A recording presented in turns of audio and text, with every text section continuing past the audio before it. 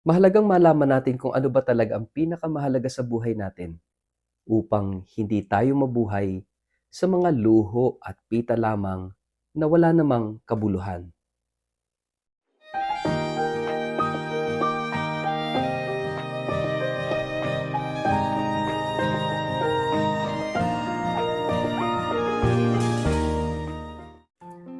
Ang mabuting balita ng Panginoon ayon kay San Lucas.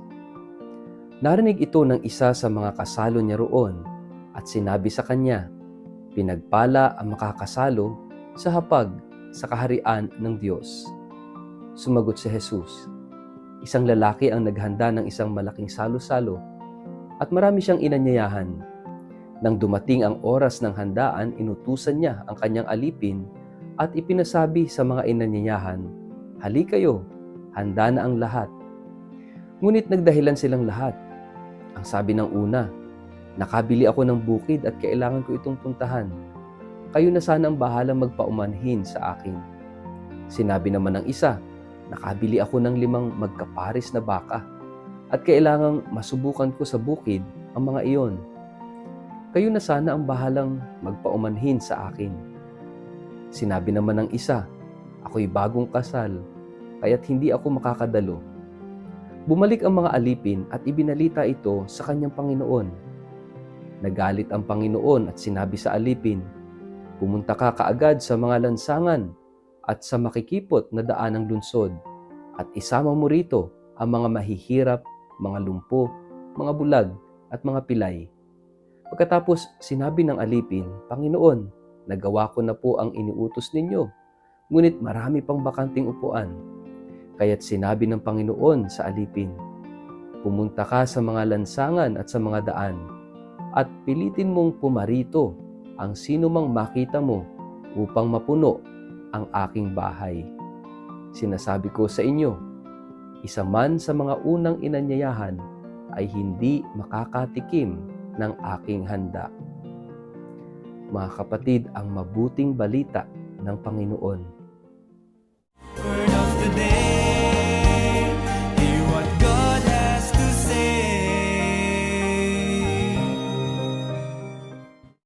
Mapagpalang araw po sa inyong lahat. Kumusta po kayo? Ang ating pong word of the day ay priorities. Mga kapatid, ngayong araw na ito, dinadala tayo ng ating ebanghelyo sa personal na pagsusuri ng ating sarili. Kumusta ba ang mga priorities natin sa buhay? O ano ang mga priorities mo sa buhay?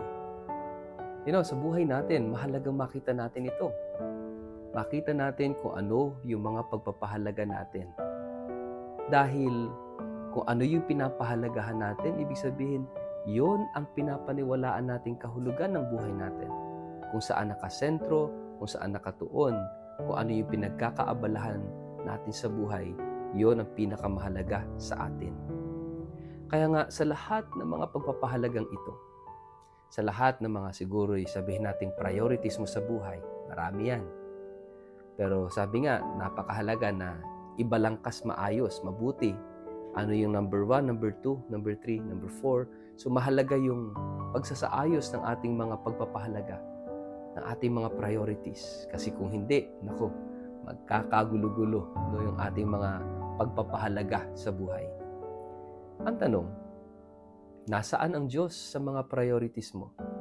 O baka naman hindi siya ang priority?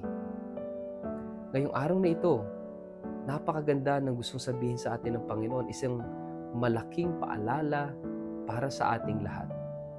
Inilagay ng Panginoon ito sa isang kwento na kung saan siya'y naghanda at siya'y nag-anyaya, maraming inanyayahan. Pero nung handa na, yung mga pagkain, nakahanda na yung event, lahat ng unang inanyayahan, nagtanggihan na. Bakit? Ang dami ng dahilan. Ito yung minsan yung problema natin, Ang dami nating mga excuses sa buhay. Ano ba itong paanyaya ng Diyos na ito? Sabihin na natin, itong paanyayang ito ay, of course, it's relationship, with Him, relationship with God, Inilagay lang ito sa isang handaan because, it's fellowship. Ibig sabihin, ang Diyos ay nag-aanyaya sa atin and it should be our number one priority. Yung ating pakikipagrelasyon sa Diyos. Sapagkat siya ang lumikha sa atin, siya ang bumubuhay sa atin, siya ang nagbibigay sa atin ng mga biyaya. Siya ang nagbibigay sa atin ng buhay. So kung meron man tayong number one priority sa buhay, it must be our personal relationship with God na isinisimbolo ng handaang ito. Pero ang nakakalungkot doon sa kwento, inanyayahan itong mga taong ito. Pero anong dahilan? Kanya-kanya ng dahilan. At sabing hindi makakadalo. Tingnan natin yung ating sarili. When it comes to our relationship with God, ang dami nating dahilan. Lord, huwag muna, kasi tsaka na ako makikipag-relate sa'yo. Busy pa ako sa pagpapayaman. Busy pa ako sa kung saan-saan, kung ano-ano, kung kani-kanino. Tsaka na tayo. Alam nyo, dahil sa refusal ng mga taong ito, anong ginawa ng naghanda? Anyayahan kahit sino. No?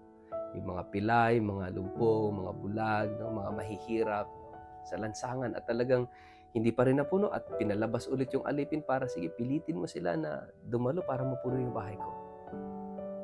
Makikita natin dito how generous God is para tanggapin niya sa kanyang tahanan, para tanggapin sa kanyang buhay. And we are all called to share in the life of God. Relationship with God. Gusto ng Diyos makibahagi tayo sa buhay niya. And what is that life of God? Of course, it is the life of love. It's life of abundance. It's life of peace, of harmony, of unity with God. Pero madalas, merong mga tao na ayaw tanggapin ang relasyon o pakikipag-ugnayan sa Diyos. Dahil saan? Sa ating mga maling priorities. We have so many wrong priorities sa buhay. Na sa halip na dalhin tayo sa pakikipagrelasyon sa Diyos, minsan, kung ano pa yung ibinigay sa atin ng Diyos, yun pa yung maglalayo sa atin sa Kanya. Halimbawa, trabaho. Ang Diyos ang nagbigay sa iyo ng trabaho, pero yung trabaho mo pa ang naglalayo sa iyo sa Diyos. Negosyo, posisyon. Lalo na, ito na naman. Malapit na naman ang halalan. Sino ba ang naglalagay sa pwesto? Siyempre, mga tao. Pero hindi ba't ito'y bigay din ng Diyos ng pagkakataon para maglingkod? Para makilala mo ang Diyos na siyang naglagay sa iyo sa pwesto na yan? Pero iba ang nangyayari. Marami tayong mga wrong priorities sa buhay. Kaya bakit nalalayo tayo sa Diyos? Dahil doon sa mga maling pagpapahalaga, maling prioridad natin sa buhay. Kaya nga mga kapatid, ito ay panawagan na personal na tingnan ng sarili. Kumusta ang mga priorities mo? Tingnan mo kung ano yung mga wrong priorities. Nasaan ang iyong personal na relasyon sa Diyos? Doon na lang sa pagsisimba linggo-linggo. Priority mo ba?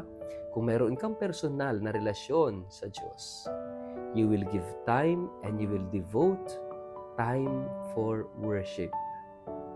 At yung linggo, araw ng linggo, ito yung ibinigay ng Diyos sa iyo. No? Anong pipiliin mo, especially kapag Sunday? You go to Mass first o you go directly to the mall o kung saan-saang pasyalan o kung ano-anong gawain and you set aside Mass as if, abala, hadlang sa aking mga gustong gawin ngayong araw na ito. If that is how you think, ibig sabihin, hindi mo priority ang Diyos. At sabi ng Panginoon dito sa Gospel, there is a warning. Lahat ng mga inanyayahan na tumanggi, they will never taste kung ano yung inihanda ng Diyos. Ano ba yung inihanda ng Diyos sa atin? Buhay na walang hanggan. Kaya nga kapatid, no? Kung hindi mo pagpapahalaga ang Diyos, don't ever expect that you will enjoy eternal life. Why? kasi hindi siya ang pinipili mo. Kaya nga ngayon mga kapatid, no, sana, muli, piliin natin ang Diyos. Piliin natin na magmahal. Piliin natin na gumawa ng mabuti. Piliin natin siya araw-araw. Sa ngalan ng Ama, ng Anak at ng Espiritu Santo. Amen. Ama naming Diyos, marami man ang aming mga alalahanin at pinagkakaabalahan sa buhay. Naway Ikaw ang maging pangunahing pagpapahalaga namin. Naway piliin ka namin araw-araw sa aming buhay. Amen. Pagpalain po kayo at ingatan ng makapangyarihang Diyos, Ama at Anak at Espiritu Santo. Amen.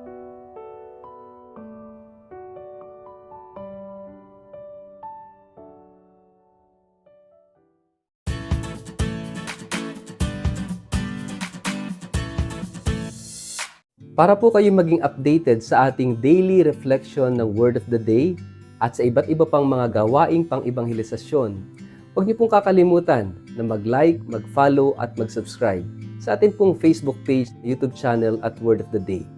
Ganon din po, pakishare po ninyo sa inyong kapamilya, kamag-anak, mga kaibigan ang ating Word of the Day videos para kayo ay maging kamanggagawa namin at kasama sa ating media evangelization at online mission na ito sa pamamagitan ng pagbabahagi ng salita ng Diyos sa mundo ng social media. Kaya sana ho, kayo ay maging ka-mission partner ng Word of the Day. Maraming salamat po sa inyong patuloy na pagtangkilik at pagsuporta.